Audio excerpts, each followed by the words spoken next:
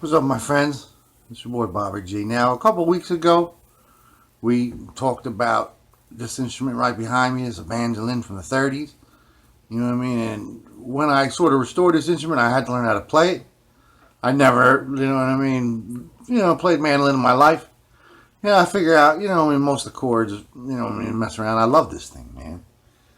We're playing this like as much as I play guitars, you know what I mean? But I kind of was getting nervous because this, you know, cow skin from the 30s is getting old, you know what I mean? I've been taking the bridge piece off every time and detuning it. It's kind of a pain in the ass. You know what I mean? I kind of want to have a little mandolin, you know what I mean, just to jam on. You know what I'm saying? I'm not going to have to tune every time I want to play it. And you know what I mean? That's of this vintage. So, I was at the flea market. Every one of my stories starts this way, man. And I saw on a table like an old, beautiful, old world style, like bold back mandolin from the late 20s, man. And this is that very instrument here. I only paid. Let's take a good look at that. Beautiful instrument, man. Oh, look at that. It's got a nice bold back, like, you know what I'm saying? Like the European style, man.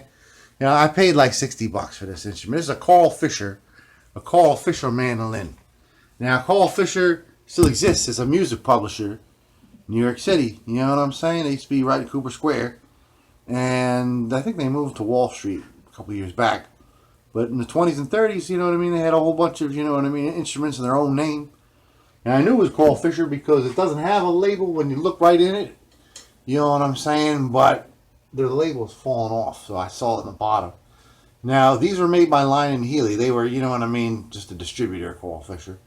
Lyon and Healy, of course, was the company that birthed Washburn. You know what I'm saying? Isn't that crazy? Washburn that exists today was like a you know what I mean, start of a company in like the 70s that existed in like the late 1800s. So, Lyon and Healy still exist. They make harps. An instrument in this condition, beautiful condition, easily can go for like, you know, $300-400. You know, this is a gorgeous, gorgeous instrument. Pay $60 for it. Lucked out. Put it down the slab. We'll take a look at it. Doesn't really need too much like restoration work. You know, it needs a new string. It needs a bit of cleaning. You know what I mean? That label pasted back on there. But other than that, it's in excellent condition. We're gonna, you know what I mean, quickly fix it up. I'll play a tune or two, dance. You know what I mean? Do a little bit of soft shoe something, man. Entertain the people. Make things nice for the people. Peace be with you. See you in a minute. I'll flip you up. Alright, so this is going to be a relatively short one, folks. You know what I mean? We'll take a nice look at this little instrument, you know what I'm saying? And then we'll sort of fish out, see where the label was. I'll show you where the label is. You can see, oh, it's only floating in the bottom there. You know what I'm saying? Waiting on our sunny day. So the first thing we're going to want to do, I'll show you the back too, man. It's got the non-Waverly tuners. Look at that. These look to me to be Clousons, man. Anyway, man, look at that. So we're gonna have to get this thing, you know what I mean, unstrung.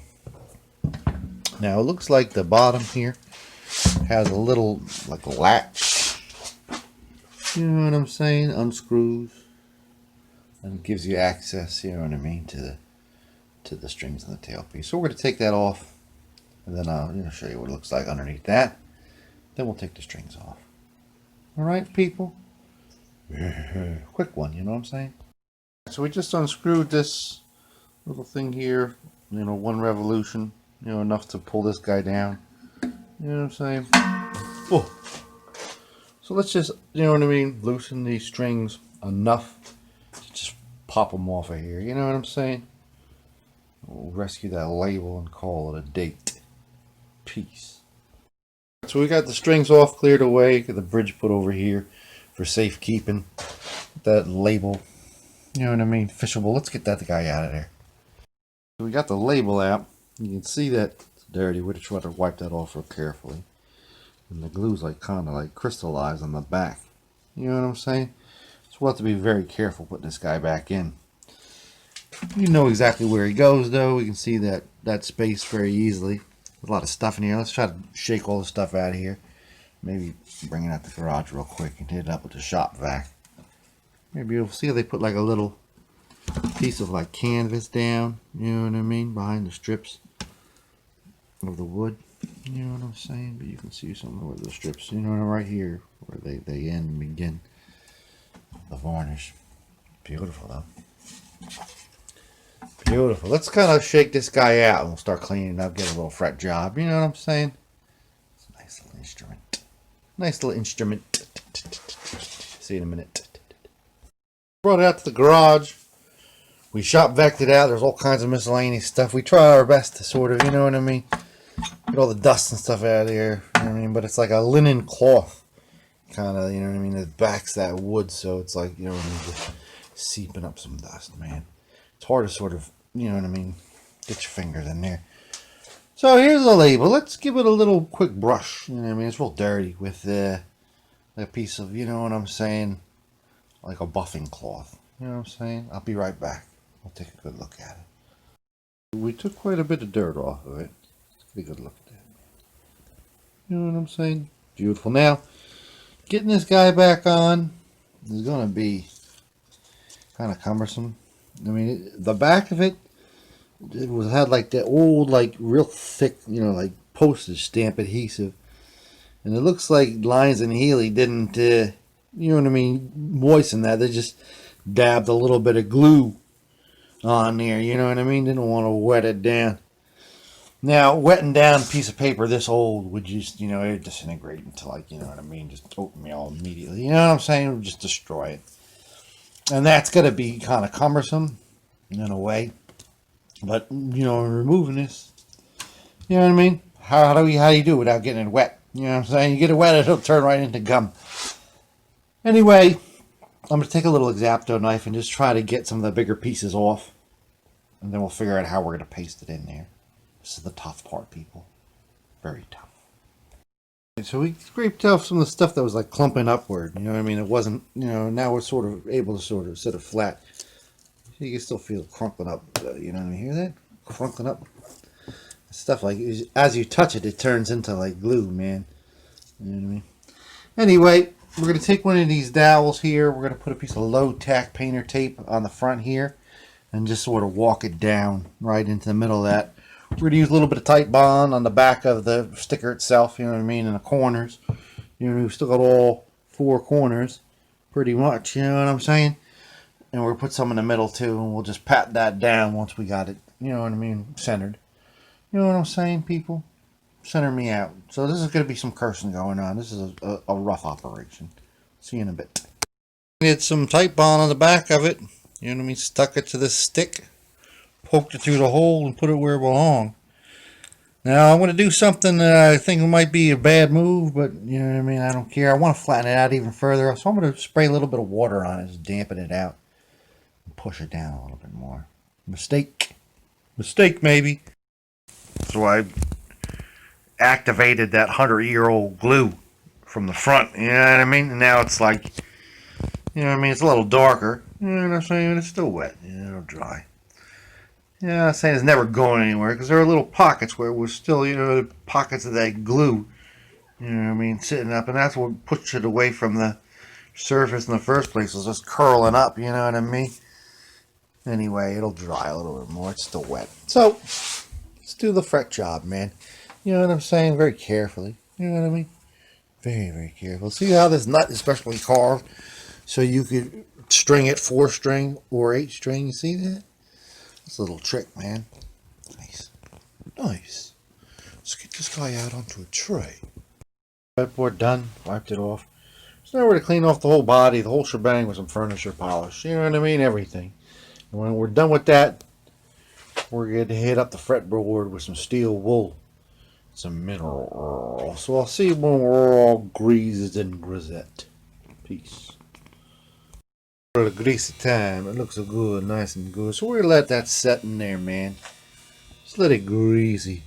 The greasy seep, as we call it. Not that long, though, you know, with these little guys. We'll give it about 45 minutes.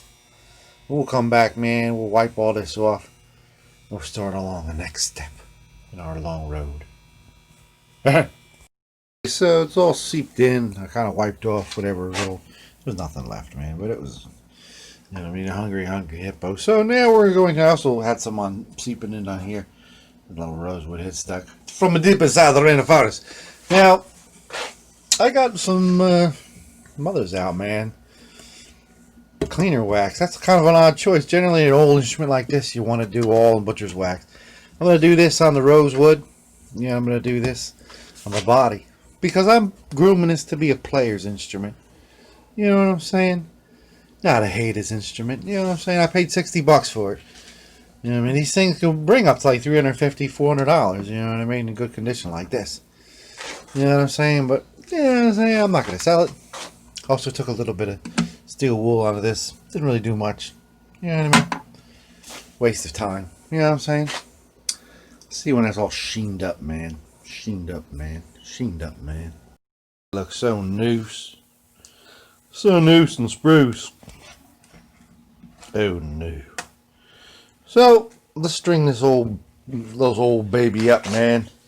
I got an old 9 here that popped off a regular old gitter. You know what I'm saying? I just made the old hangman's hook on here. Can you see that? Oh, hangman's hook's got a little bit of the shakes, man. Too much coffee, man. Anyway, we're gonna use him. You know what I'm saying? For the missing string, he should hold. I'll see you on the glamour shots, peoples. Peace be with you. Love each other. Strung up, and I was about to, you know what I mean, pat myself on the back, and I realized this thing needs a little booster seat on this bridge. So let's go into the workshop, man. Pour on this popsicle stick, you know what I mean, a little outline of the base with an X-Acto knife, and just pop it out, man. See when that's done. Isn't there enough? Let's hit those sides of it up with some black furniture mark, you know what I'm saying? Keep it nice for the people. So this awkward, like, opening shot of the glam shots explains everything about this instrument. It's just awkward, man. That huge, deep bowl, man. It's hard to play. Always feel like it'll fall down, you know what I mean, in my lap. You know, it's just like too tipsy, man. It's just so damn big. It's not going to become my daily driver. Because the banjos, you know what I mean, at least thin. You know what I mean? And I've kind of retired that because I don't want to break that Rogers head. So maybe I'll just quit playing mandolin, man. You know what I mean? It's not meant to be. Take a look at that label. Now that it's like, you know what I mean, 75% dry. Maybe I ruined it by, you know what I mean, activating that glue. But the truth is, the way I put it on there with just the glue was the same way it was done 100 years ago. We see how well that worked. You know what I mean? We had to activate that glue because it wasn't sitting flat. In person it looked, you know, when you were sitting it in.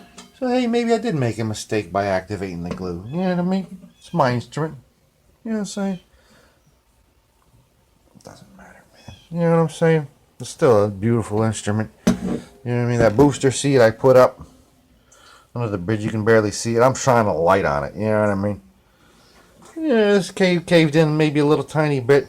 You know what I'm saying? Tiny bit.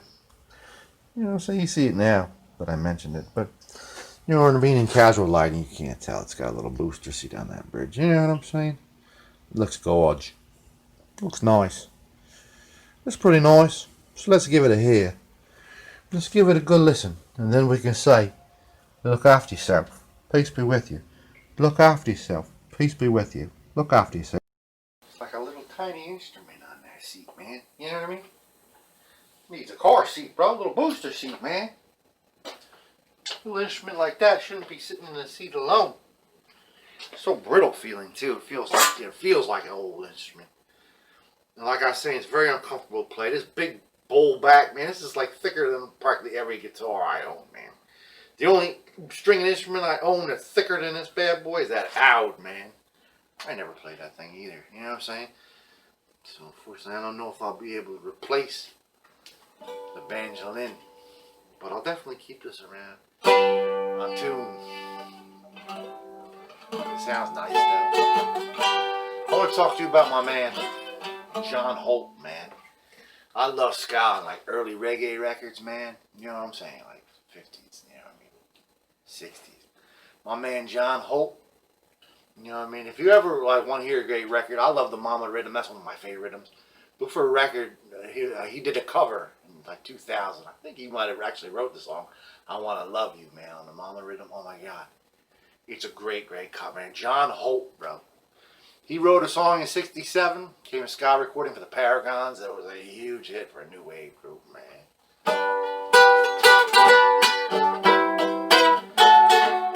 Every guy wants you to be his girl, but my dear, I will wait my turn. I'm not the kind of guy who gives up just like that. Oh no, the tide is high, but I'm holding on. I wanna be your number one. I'm not the kind of guy who gives up just like that. There it is, man. Circa 1920, unknown, you know what I mean? Model number made by Lyon and Healy, Fischer. You know what I'm saying? I guess they just called it the Mandolin, the bowl back. Sorry about the label, people. Rest in peace, Fischer, John Holt. You know what I'm saying? Blondie, man. Give credit where credit's due. You rip off skank. Peace.